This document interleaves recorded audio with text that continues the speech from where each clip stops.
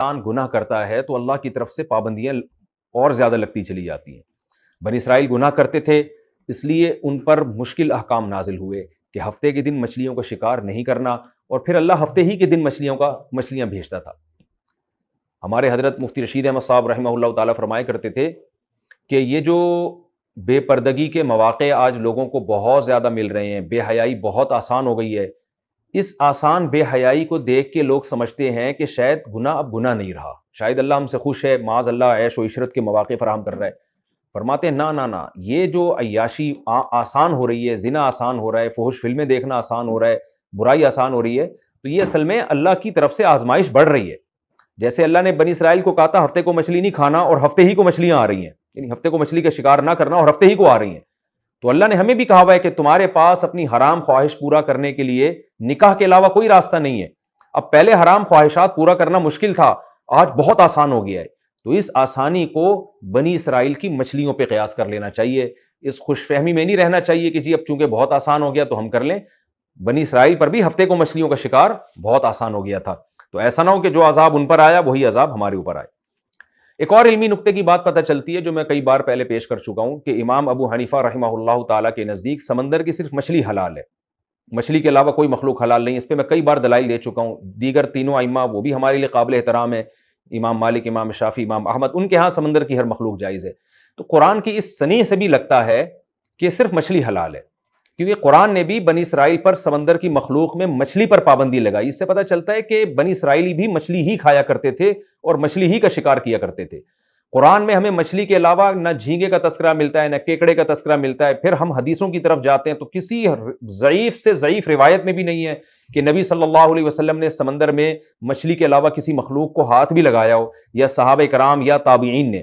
تو تینوں ائمہ قابل احترام ہے، اختلافی مسائل میں شدت نہیں کرنی چاہیے، لیکن ہمیں قرآن سے اور احادیث سے جو واضح اشارے ملتے ہیں وہ اشارے یہی ملتے ہیں کہ سمندر میں اصل جو کھانے کی چیز ہے وہ مچھلی ہے، اور اسی مچھلی پر پابندیاں اللہ تعالیٰ لگا رہے ہیں،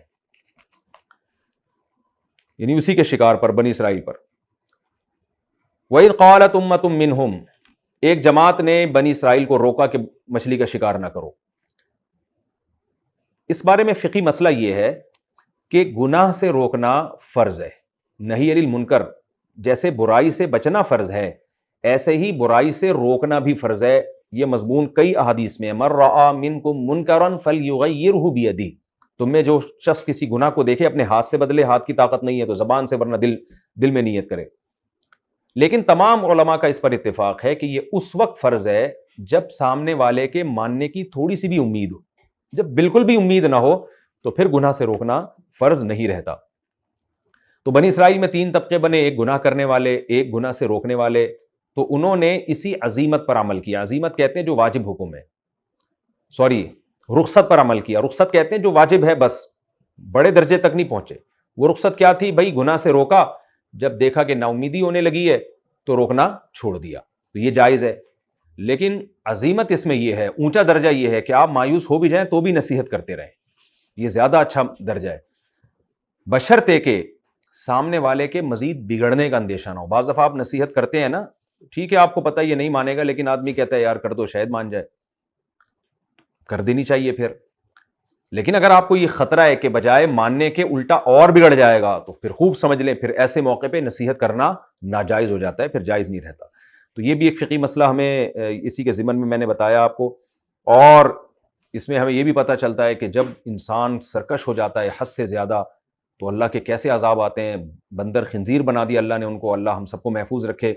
نبی صلی اللہ علیہ وسلم کی دعا ہے کہ پوری امت ایسے عذاب میں ہلاک نہیں ہوگی اور شکل مسخ نہیں ہوں گی. لیکن حدیث میں آتا ہے قرب قیامت میں اس امت میں بھی کچھ واقعات ایسے ہوں گے جن میں شکل مسخ ہوں گی اور زمین میں لوگ دھسیں گے. اللہ تعالی ہم سب کو اس سے محفوظ رکھے.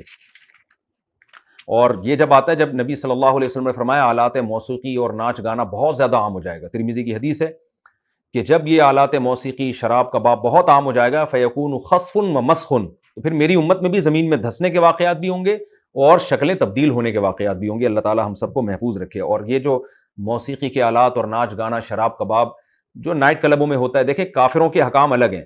اس زمانے میں بھی جو بنی اسرائیل کے دور میں جو کافر لوگ تھے ان پر تو کوئی عذاب نہیں آ رہا تھا، وہ تو سب مستیوں میں تھے. جو ساری مصیبتیں آ رہی تھیں بنی اسرائیل کے ساتھ، اس لیے کہ وہ اللہ پر ایمان لاتے تھے، ایمان لانے کے باوجود پھر عمل نہیں کرتے تھے، تو اس لیے کافروں کے لیے اللہ نے آخرت رکھی ہے، مسلمان پر دنیا میں بھی آفت آ سکتی ہے۔ وہی تاذن ربک میں ہمیں پتہ چلتا ہے کہ اللہ نے جو کہا کہ تیرے رب نے یہ پیغمبروں کی زبان سے اعلان کروایا تھا کہ بنی اسرائیل پر قیامت تک ایک ذلت رہے گی، یہ قرآن کی صداقت ہے۔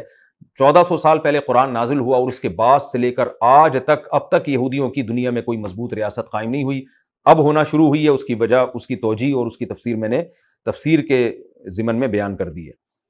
یہ بھی قرآن کا ایک معجزہ ہے۔ اور یہ جو قرآن نے فرمایا وَبَلَوْنَاهُمْ بِالْحَسَنَاتِ وَالسَّيِّئَاتِ، ہم نے ان کو اچھے اور برے حالات دے کے یہودیوں کو آزمایا تاکہ یہ اللہ کی طرف رجوع کریں۔ اس سے پتہ چلتا ہے کہ عقل مند لوگ اچھے حالات میں بھی اللہ کی طرف رجوع کرتے ہیں کہ بھئی اللہ نے ہمیں اچھی کنڈیشن میں رکھا، تو وہ اللہ کی طرف رجوع کرتے ہیں کہ اللہ کا شکر ادا کرنے کے لیے، اور برے حالات میں بھی اللہ کی طرف رجوع کرتے ہیں۔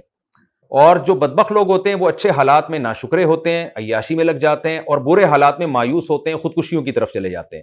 تو ہمیں اپنے حالات کو دیکھنا چاہیے کہ ہمیں جب نعمت ملتی ہے تو بھی دل میں اللہ کی محبت بڑھنی چاہیے، اور اللہ نہ کرے کوئی مصیبت آتی ہے تو بھی اللہ کی طرف توجہ ہوتی ہے۔ اگر یہ کنڈیشن آپ کی ہے، اس کا مطلب یہ ہے کہ آپ کامیاب انسان ہیں۔ اور یہ جو یہودیوں کی عادت تھی کہ تورات کے احکام کو بیچ ڈالنا اور پھر کہنا اللہ ہماری مغفرت کر دے گا، کتنے برا جملہ ہے جس کو قرآن ذکر کر رہا ہے۔ اس سے پتہ چلتا ہے کہ گناہ کے وقت یہ کہنا کہ اللہ میری مغفرت کر دے گا، یہ بہت خطرناک جملہ ہے جو آج عام طور پہ لوگوں کی زبان پہ جاری ہے۔ اللہ کی رحمت ان لوگوں کے لیے جو گناہ سے بچتے ہیں، گناہ کرتے ہوئے لوگوں کو اللہ سے ڈرنا چاہیے۔ آج یہ جملہ بہت عام ہے، بھائی بینک کی جاب چھوڑ دو، سودی بینک ہے، ابے بھائی اللہ مغفرت کرنے والا ہے۔ زنا چھوڑ دو، شراب چھوڑ دو، بھائی اللہ معاف کرنے والا ہے۔ یہ موقع یہ کہنے کا نہیں ہے، یہ موقع ہے کہ بھائی اللہ سے ڈرنا چاہیے، توبہ استغفار کرے انسان۔ حدیث میں آتا ہے، حضرت عائشہ نے پوچھا کہ یا رسول اللہ، یہ جو قرآن میں آتا ہے کہ نیک لوگ توبہ استغفار کرتے ہیں، اس سے کیا وہ لوگ مراد ہے جو گناہ کرتے ہیں پھر توبہ استغفار کرتے ہیں؟ فرمایا نہیں، نبی صلی اللہ علیہ وسلم نے فرمایا نہ، اس سے وہ لوگ ہیں جو گناہ سے بچتے ہیں اور نیکی کرتے ہیں، اور نیکی کے بعد استغفار کرتے ہیں کہ پتہ نہیں ہماری نیکی قبول ہوئی ہے کہ نہیں ہوئی ہے۔ تو اللہ جو اپنے بندوں کو دیکھنا چاہتے ہیں وہ اس کنڈیشن میں کہ گناہ سے بچ کے بھی آپ توبہ استغفار کریں، اور بدبخت ترین لوگ وہ ہوتے ہیں جو گناہ کر کے بھی توبہ نہیں کرتے بلکہ اللہ کی رحمت کی امیدیں لگا کے بیٹھتے ہیں کہ اللہ کر دے گا معاف ہمیں۔ اور آخر میں یہ کہ بنی اسرائیل پر اللہ نے پہاڑ کو مسلط کیا اور کہا کہ اس کتاب کو مضبوطی سے تھامو۔ وہ کہنے لگے تھے ہم آسان احکام پر عمل کریں گے، مشکل کو چھوڑ دیں گے۔ اللہ نے کہا پوری تورات پر عمل کرنا پڑے گا۔ تو ہمارے لیے بھی یہ حکم ہے کہ ہمیں بھی قرآن میں پورے قرآن پر عمل کرنا پڑے گا۔ سود کو چھوڑنے کا اللہ نے کہا ہے تو سودی بینکوں میں جاب چھوڑنی پڑے گی، آپ کو انشورنس چھوڑنا پڑے گا، آپ کو انشورنس کمپنی اور انشورنس کروانا اپنے اختیار سے، اور خواتین کو پردہ کرنا پڑے گا، قرآن کا حکم ہے۔ صلہ رحمی کرنی پڑے گی، رشتہ داری جوڑنی پڑے گی، اور جو باتوں کا نماز قائم کرنی پڑے گی، رمضان کے روزے باہر صورت رکھنے پڑیں گے، چاہے گرمیوں کے دن ہو، لمبے دن ہو، چھوٹے دن ہو، مزدور ہو آپ، رکھا جا آسانی ہو رکھنے میں یا مشکل ہو، ہر طرح سے آپ کو قرآن کے تمام احکام کو فالو کرنا پڑے گا۔ یہ آپشنل نہیں ہے کہ آپ کا دل چاہے تو آپ کر لیں اور دل نہ چاہے تو آپ نہ کریں۔ اور جن باتوں کا نبی نے حکم دیا وہ بھی حقیقت میں قرآن ہی کا حکم ہے، کیونکہ قرآن میں آتا ہے کہ اطیعوا اللہ و اطیعوا الرسول، رسول کی بھی اطاعت کرو۔ جو حکم بھی صحیح حدیث سے ثابت ہوگا نبی کا، اس پر بھی اسی طرح عمل کرنا ہے۔